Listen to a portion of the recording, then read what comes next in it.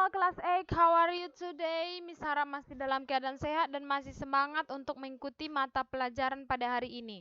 Kembali bersama Miss Novia, mari kita lanjutkan materi kita hari ini yang berjudul Menentukan Luas Permukaan Prisma. Di pertemuan sebelumnya kita sudah membahas mencari luas kubus dan luas balok. Sekarang mencari luas permukaan prisma. Nah, jenis-jenis prisma ini ada 4. Yang pertama, prisma segitiga, yang kedua prisma segi 4, yang ketiga prisma segi 5, dan yang terakhir adalah prisma segi 6. Untuk penamaan jenis-jenis prismanya sudah jelas ya. Jika dia prisma segitiga, yang alasnya berbentuk segitiga, tutup alasnya juga berbentuk segitiga. Untuk segi 4, berarti alas dan tutup alasnya adalah segi 4. Begitu seterusnya untuk prisma segi 6. Oke, nah ada di sini keterangan jaring-jaring prismanya. Perhatikan. Jaring-jaring prisma untuk segitiga. Berarti ini terbentuk segitiga prisma ini terbentuk dari 3 persegi panjang dan 2 segitiga. Oke ya. Selanjutnya untuk prisma segi 4 itu terbentuk dari 2 segi 4 dan 4 persegi panjang. Oke. Untuk jaring-jaring persegi 5 terbentuk dari 5 segi 5 dan 2 persegi 5-nya untuk tutup dan alasnya. Yang terakhir, untuk persegi 6, prisma segi 6 itu terbentuk dari 7 persegi panjang dan 2 untuk tutup dan alasnya yang berbentuk segi 6. Supaya lebih paham, mari langsung saja ke example nomor 1. Nah, di sini diketahui dua segitiga untuk tutup dan alas yang terbentuk dari prisma segitiga dan 3 persegi panjang. Sehingga untuk menentukan luasnya yang berkaitan dengan rumus segitiga dan rumus persegi panjang. Oke? Nah, karena di sini berbentuk segitiga yang mana di sini adalah siku-sikunya, segitiga siku-siku, sehingga karena di sini diketahui sisinya yang pertama 3 cm dan 4 cm. Untuk mencari luas alasnya nanti, kita harus tahu panjang sisi hipotenusanya di sini karena di depan segitiga. Di depan segitiga siku-siku ya. Di depan sudut siku-siku ini disebut sebagai sisi hipotenusa atau sisi miring. Sehingga kita cari melalui teorema Pitagoras. 4 kuadrat ditambah 3 kuadrat. Untuk penjelasan teorema Pitagoras mencari sisi miring, Miss harap sudah bisa dipahami karena sudah kita pelajari. Di sini masih akar 25 ya nak, sehingga hasilnya adalah 5 cm. Oke?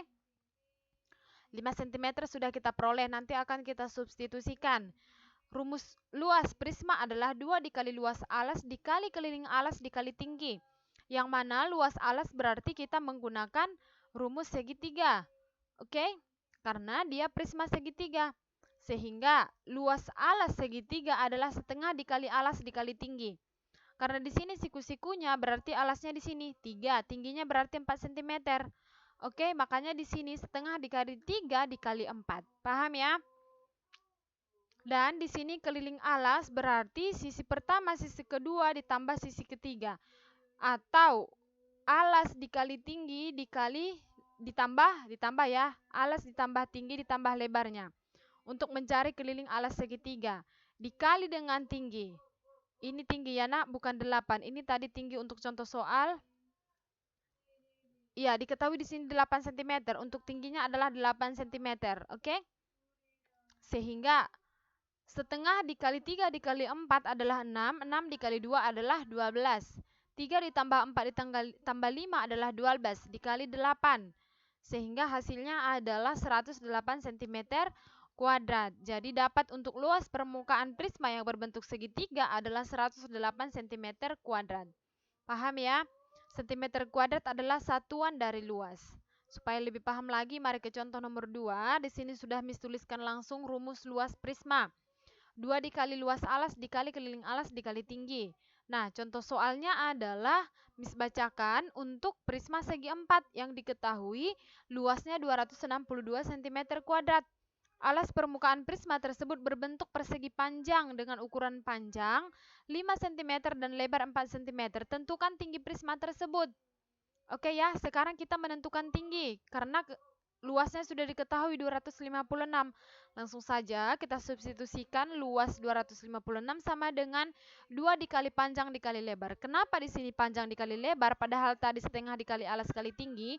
Karena alasnya adalah segitiga untuk prisma segitiga. Sekarang prisma segi 4 yang mana alasnya berbentuk segi panjang.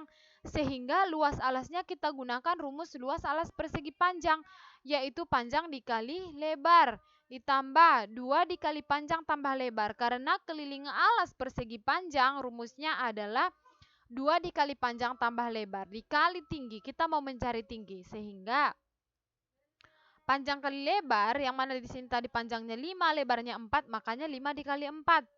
Panjang tambah lebar 5 ditambah 4 dikali tinggi.